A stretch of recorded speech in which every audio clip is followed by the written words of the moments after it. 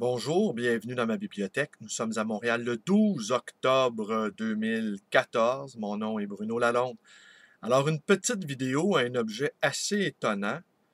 Malheureusement, vous allez constater, en regardant l'intérieur de cet objet étonnant, qu'il me faudra convertir l'un des objets qui s'y trouve. Il y a quelques jours, j'ai reçu la visite de Christiane Tremblay, ainsi que de son compagnon, Jean Gagné.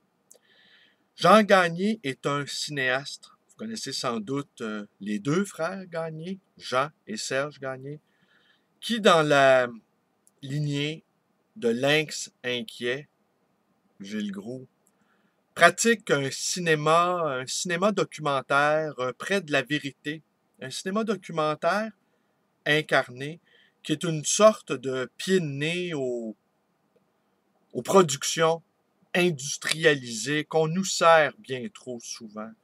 Ils ont enregistré un nombre invraisemblable de films avec des poètes.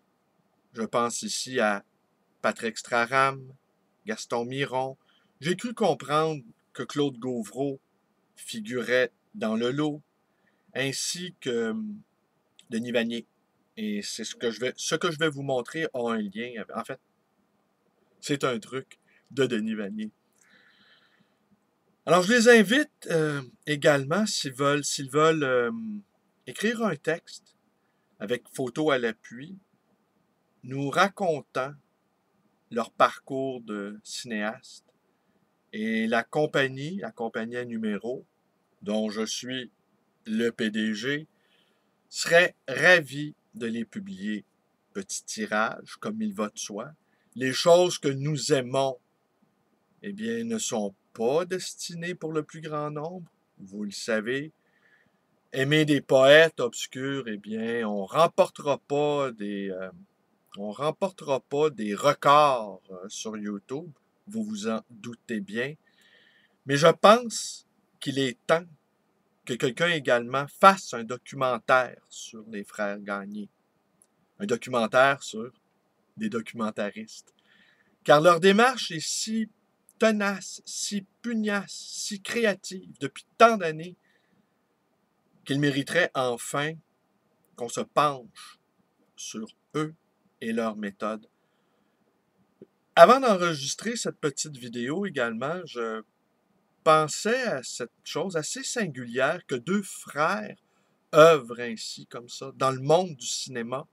On pense aux frères Dardenne, on pense également aux frères Cohen.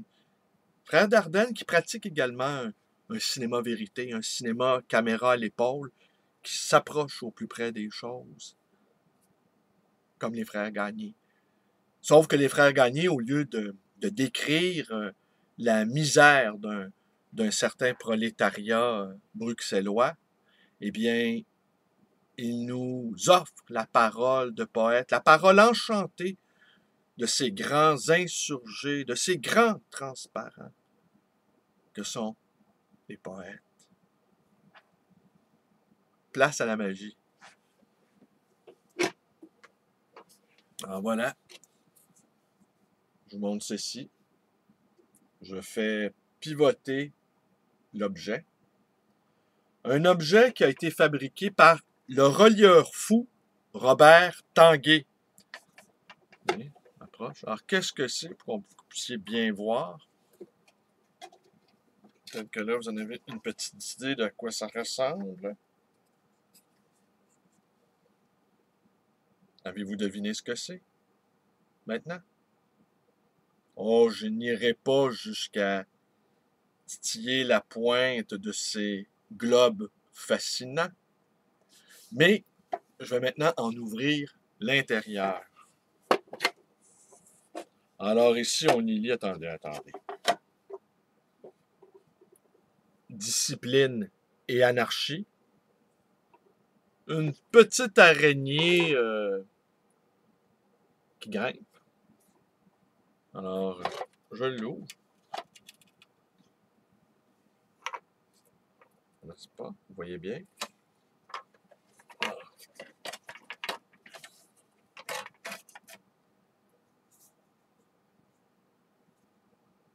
Alors, c'est Vanirama. Ça s'appelle, l'objet en question s'appelle Vanirama. Ici, vous avez une composition, une cassette. On peut même plus l'écouter, ça non plus. C'est des poèmes de Denis Vanier, mis en musique et chantés par Jack Drill, qu'on connaît également sous le pseudonyme de Richard Gingras.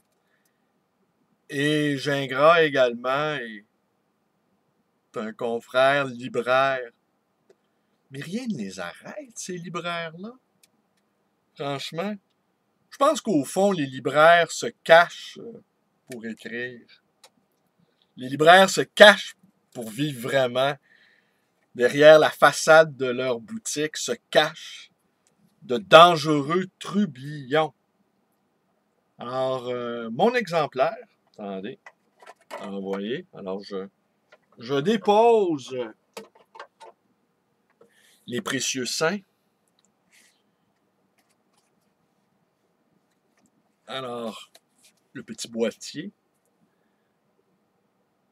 une création de Guy Boutin, que vous connaissez sans doute.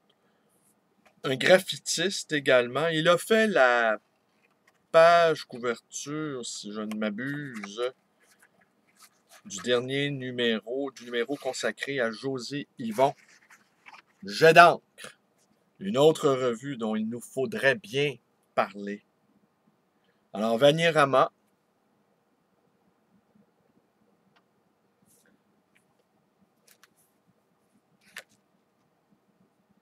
Alors, Jack Drill, hommage à Denis Vanier. Ah oui, à l'intérieur, c'est ça. Là, il n'est pas dans le boîtier. C'est le film Ton père est un bum des frères Gagné. Ton père est un bum, un film sur Denis Vanier, où on le voit déambulant sur ce qu'il appelait, lui, le cœur du monde. Non pas Perpignan, comme le disait Dali, mais la rue Ontario. On le voit également, si ma mémoire ne me trompe pas, on le voit en train de se faire tatouer, rajoutant une énième couche de couleur à son épiderme. Son épiderme qui était saturé de couleur.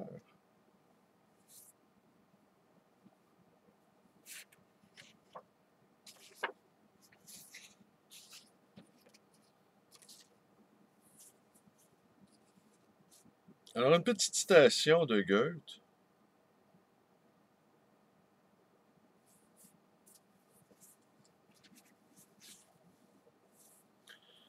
Tout dans cette vie aboutit à des niaiseries. Et celui qui, pour plaire aux autres, sans besoin et sans goût, se tue à travailler pour de l'argent, pour des honneurs ou pour tout ce qu'il vous plaira, est à coup sûr un imbécile. Alors en fait, voilà. Alors on y retrouve des œuvres originales de Guy Boutin. Alors ce sont les chansons, les textes de chansons qu'a interprété Jack Drill. On y trouve entre autres Taverne Vanier, Une livre de beurre tirée de Lesbienne d'acide, Taverne Vanier tirée de Le clitoris de la fée des étoiles, paru aux Herbes Rouges en 1974, Offert à la chasse, dans La peau d'un rosaire, Mon bel amour, voici que nous allons mourir. Tenez, je vais vous lire celui-là. Mon bel amour, voici que nous allons mourir. Il déteste ce que nous faisons, et nous continuerons à changer nos serrures. Nous refusons d'être employés pour multiplier vos maladies. Que nous friquions est leur suprême plaisir, leur peur mortelle. Et nous continuerons à poser des gros barres sur nos portes. Le fait qu'on nous agresse est notre plus grand méfait. Nous pouvons nous échapper. Nous pressentons tout. Il est un jour où la fragilité épuisée prendra les armes pour seulement défendre son intimité. Alors, je conclus cette petite vidéo en remerciant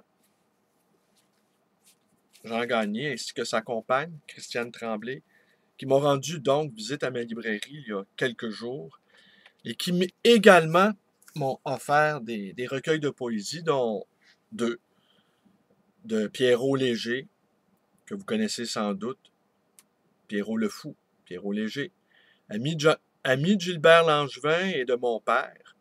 Et cet exemplaire-là, ben, il est autographié.